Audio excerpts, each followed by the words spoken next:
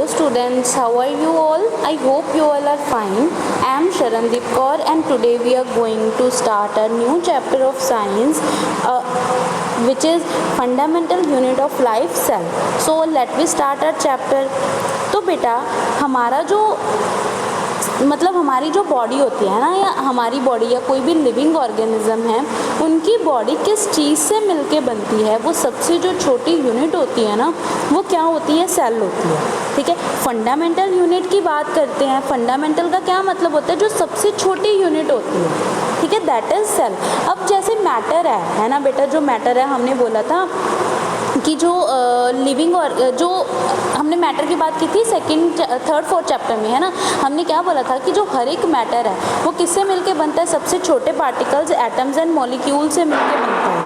उसी तरीके से बेटा जो लिविंग ऑर्गेनिजम्स होते हैं वो भी किसी चीज़ से मिलके बने होंगे, है ना। जो सबसे छोटी यूनिट होती है जिससे सारे लिविंग बींग्स, जो लिविंग ऑर्गेनिजम्स होते हैं, चाहे वो एनिमल्स हैं, प्लांट्स हैं, ह्यूमन बींग्स हैं, वो किससे मिलके बनते हैं? सेल से मिलके बनते हैं। ठीक है, छोटे छोटे पार्टिकल्स होते हैं, सेल्स जो हमें दिखाई भी नहीं देते हैं, उनसे मिलके वो बनते हैं। ठीक है, तो जो लिविंग ऑर्गेनिजम्स हैं ये माइक्रोस्कोपिक यूनिट से मिलके बनते हैं, जिनको हम सेल बोलते हैं।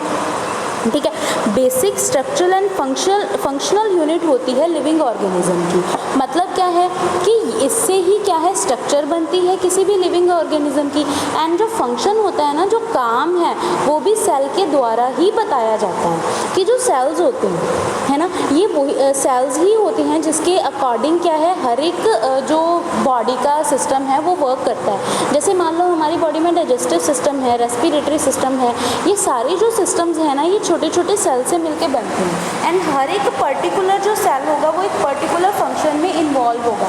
मतलब जैसे मान लो जो सेल्स डाइजेस्टिव सिस्टम को बनाते हैं वो डाइजेशन में हेल्प करेंगे, जो रेस्पिरेटरी सिस्टम को बनाते हैं वो रेस्पिरेशन में हेल्प करेंगे।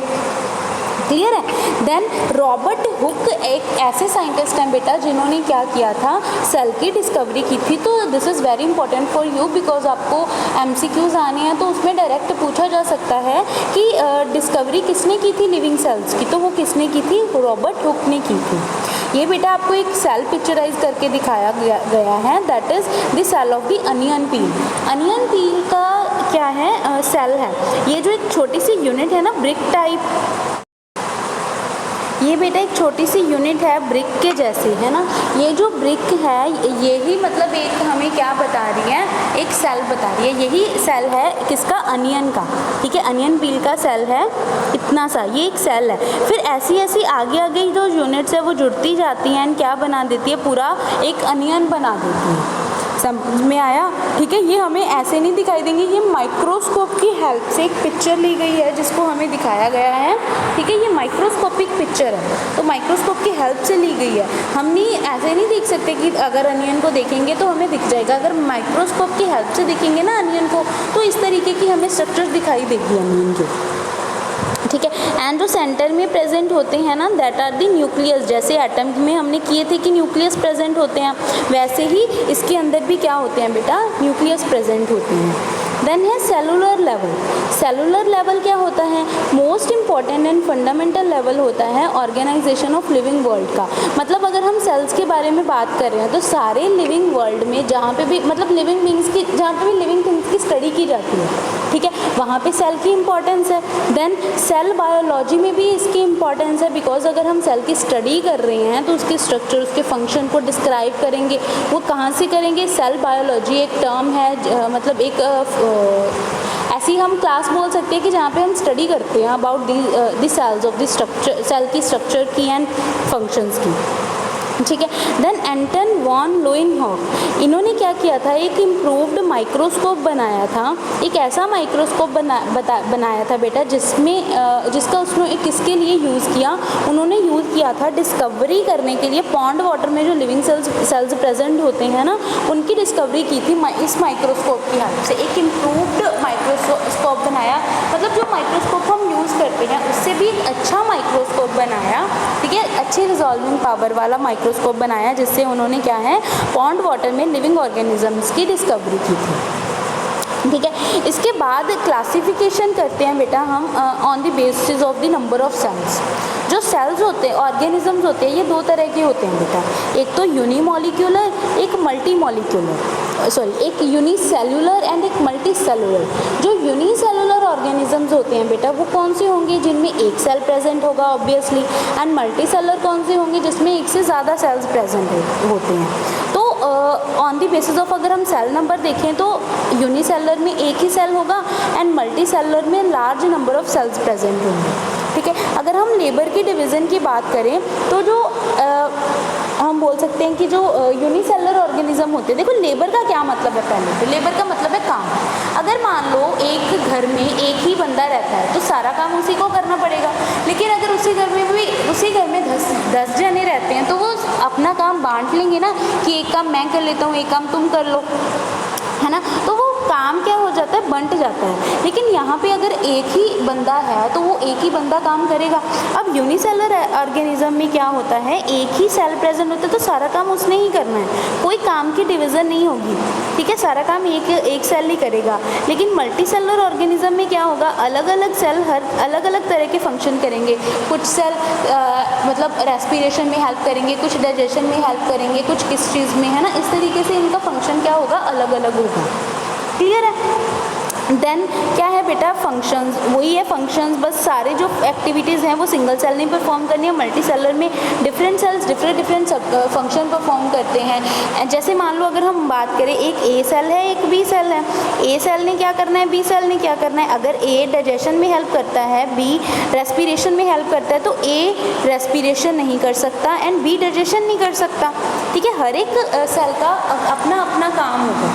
ठीक है। देन है रिप्रोडक्शन। रिप्रोडक्शन का क्या मतलब होता है बेटा, कि एक सेल से और सेल बनने, ठीक है, एक सेल से और सेल प्रोड्यूस होना, दैट इज़ रिप्रोडक्शन। तो जो रिप्रोडक्शन होगी उसमें एक ही सेल इन्वॉल्व होगा, वही सेल है, उसी ने सारे काम करने, तो रिप्रोडक्शन में भी तो वही हेल्प करेगा। लेकिन मल्टीसेलुलर ऑर्गेनिज्म में एक स्पेशल टाइप के सेल्स होते हैं जो रिप्रोडक्शन में इन्वॉल्व होते हैं। वही बात, डाइजेशन वाले या रेस्पिरेशन वाले रिप्रोडक्शन नहीं कर सकेंगे। देन अगर हम लाइफ स्पैन की बात करें तो जो यूनिसेलुलर ऑर्गेनिजम्स होते हैं उनका जो लाइफ स्पैन होता है वो शॉर्ट होता है।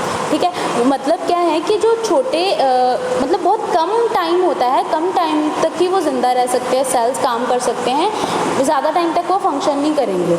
लेकिन जो मल्टीसेलुलर ऑर्गेनिजम्स होते हैं इनका जो फंक्शन है वो लार्ज टाइम तक होता है। ठीक है, लार्ज टाइम तक ये काम करते हैं। एग्जाम्पल्स क्या है, यूनिसेलुलर की है amoeba and yeast, and multicellular की है प्लांट्स एंड एनिमल्स। ठीक है बच्चों।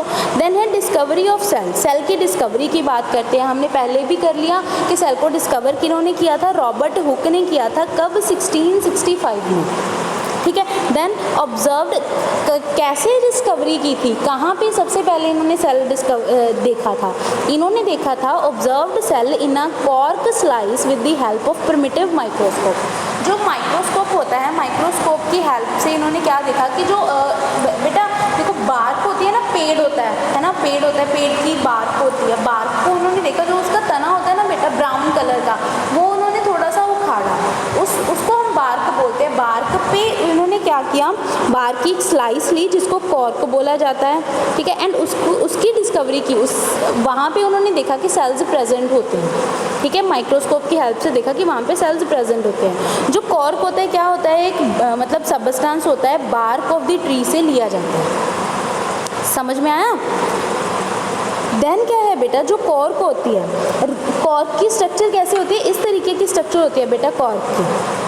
ठीक है, इस तरीके की स्ट्रक्चर होती है कॉर्क की। हनी कॉम्ब लाइक स्ट्रक्चर होती है, जैसे हनी कॉम्ब होता है ना, मधुमक्खी का छत्ता होता है, वैसी स्ट्रक्चर होती है कॉर्क की। काफ़ी सारे कंपार्टमेंट्स उसमें प्रेजेंट होते हैं। जो सेल किस वर्ड से आया है, सेल्यूला वर्ड से आया है, जिसका मतलब होता है लिटिल रूम।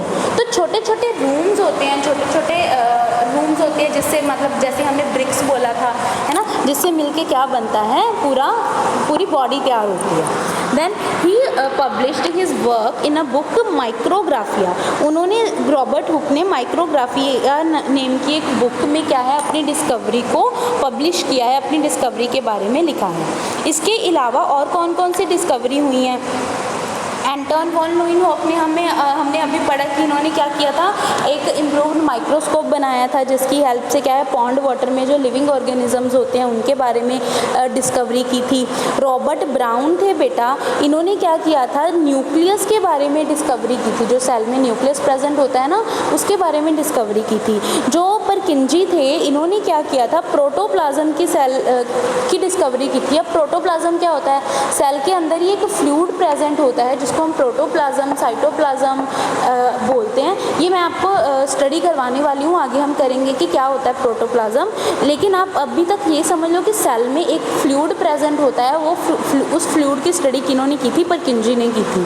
देन हैकल ने एस्टैब्लिश किया था कि जो न्यूक्लियस होता है वो रिस्पॉन्सिबल होता है किस चीज़ के लिए, storing and transmitting heredity characters. जैसे बेटा हमारी जो शक्ल होती है ना वो क्या है, अपने पेरेंट्स से मिलती है या किसी भाई बहन से मिलती है ना, या फिर हमारी जो हरकतें होती हैं है ना, हमारे जो बिहेवियर होता है वो भी कई बार हमारे पेरेंट्स से मिलता है या ग्रैंड पेरेंट्स से मिलता है ना।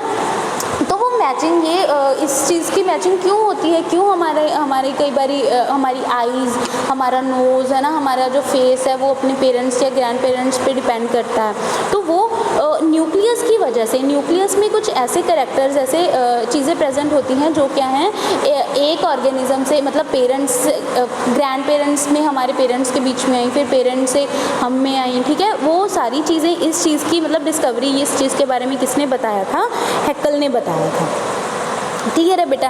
देन है cell theory, and cell theory के बारे में बेटा हम नेक्स्ट लेक्चर में डिस्कस करेंगे। Okay, so thank you and have a nice day.